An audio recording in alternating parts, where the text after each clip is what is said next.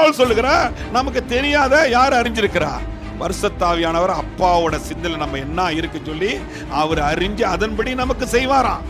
அப்பா ஒவ்வொருத்தருக்கும் எரேமியா 29 படி 11, 12 நல்ல சித்தத்தை வைத்திருக்கிறாராம். ஒவ்வொரு சித்தத்தையும் பரிசுத்த ஆவி அறிந்திருக்கிறாரு. பரிசுத்த அதுக்கு தகுந்த மாதிரி நம்மளை கரம் பிடித்து என்ன பண்ணுவாரா? கொண்டு போவாராம்.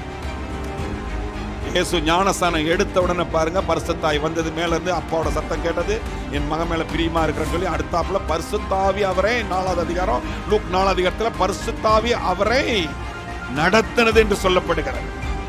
நம்ம வாழ்க்கையில யாரு நடத்தணும்? பரிசுத்த ஆவியானவர் நடத்தணும். இயேசு நம் தேவன், பிதா நம் தேவன்.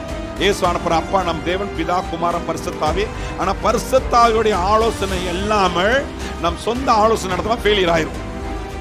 ஆமென். நம்ம ஆலோசனை நடக்கும் போது ஆண்டவர் பார்த்து சிரிப்பாராம். ஏன்னா நமக்கு இருக்கிறது என்ன சொல்றது பைபிள்ல? குருவி மூளை. இந்த மூளையில என்ன சிந்திக்க முடியும்? ஹல்லேலூயா. அதனால அவருடைய வார்த்தைக்கு ஒப்பு கொடுக்கும்போது, அவருடைய ஆலோசனைக்கு ஒப்பு கொடுக்கும்போது எல்லாம் நல்லதுலயே முடிப்பாரா ஆண்டவர். Praise the Lord. ஆமென்.